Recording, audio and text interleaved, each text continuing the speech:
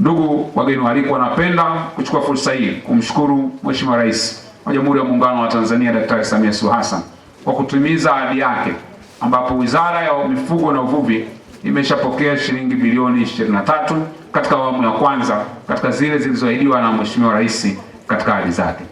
Leo hii kama nilivyotangulia kusema, tumekusanyika hapa kushuhudia utoaji na ugawaji wa fedha hizi katika wizara hii, takriban bilioni 7 ambazo leo nimekwisha kuzikabidhi, ikiwa ni mikopo ya masharti nafuu ya kuwezesha upatikanaji wa mitaji katika programu ya BBT uvuvi kwa wahitimu waliohitimu mafunzo kwa vitendo, ambao kwa pamoja tunasema tunajenga kesho iliyo bora, si kwa maneno bali kwa vitendo yanayozalisha ajira, kipato na matumaini kwa vijana wa Tanzania.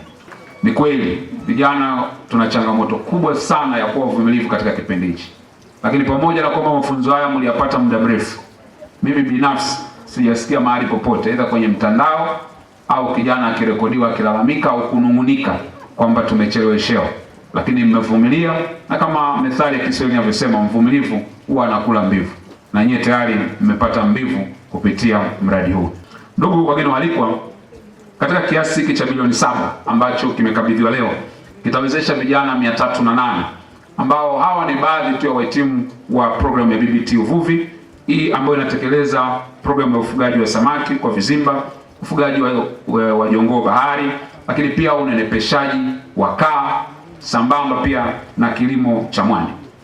Na sisi kama Wizara ya Mifugo na Uvuvi tunamshukuru sana Daktari Samia Suluhu Hassan kwa sababu katika bilioni hizo 200 tumepokea bilioni 23. Na fedha hizi tutazirudisha kwa makundi ya vijana wa kiume na wa kike. Ombi letu kwao ni kwamba tunawaomba wachangamkie fursa hizi.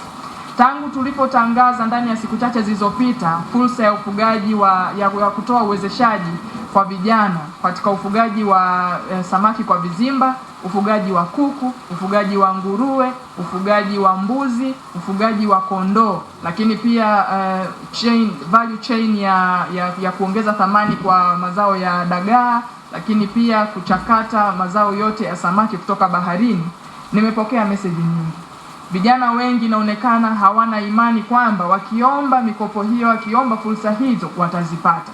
Niko hapa mbele yako kuzungumza kwako wewe kama waziri aliyekabidhiwa dhamana hili ya kundi hili muhimu.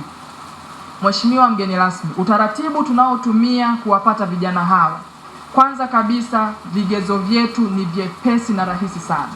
Vigezo pekee ambavyo anatakiwa kuwa navyo kijana huyu, lazima 1 awe Mtanzania, 2 awe kijana mwenye umri kati ya miaka 18 na 35, lakini kubwa zaidi kuliko yote ambacho ndio kigezo kikubwa, awe na uthubutu.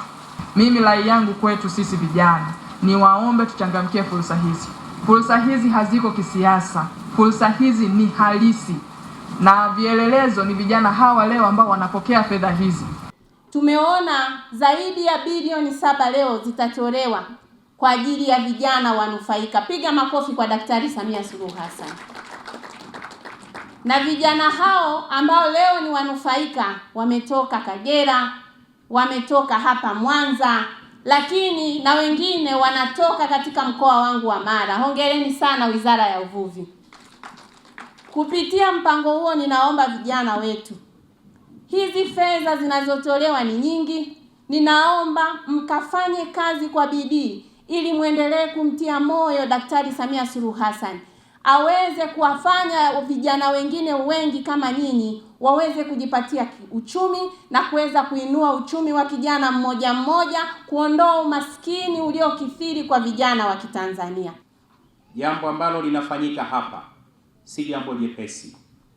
Mheshimiwa Waziri wakati anapokea maelezo hapa, mtakubaliana na mimi, ni mabilioni ya fedha ambayo yametandazwa kwenye Ziwa Victoria.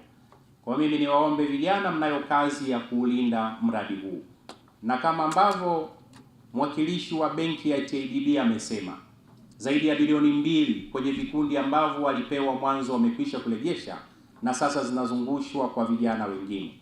Vivyo hivyo niwaombe wanufaika wa leo, na ninyi kaifanyeni kazi hii kwa uaminifu ili mtakapoweza kurejesha basi vijana wengine wa Kitanzania nao waweze kupata fursa. Benki ya Maendeleo ya Kilimo Tanzania, kama alivyotangulia kusema mshereheshaji, ni miongoni mwa watekelezaji wa mradi huu. Kama benki, kwa muda wa miaka miwili tumeweza kutoa mikopo yenye thamani ya bilioni 14.07 kwenye afua ya vizimba, na tumeweza kuwezesha vizimba vipatavyo 519. Vizimba hivi vinapatikana katika mikoa 6 katika nchi yetu, ikiwemo mkoa wa Mwanza, mkoa wa Kagera, mkoa wa Mara, mkoa wa Geita, mkoa wa Simiyu na mkoa wa Kigoma.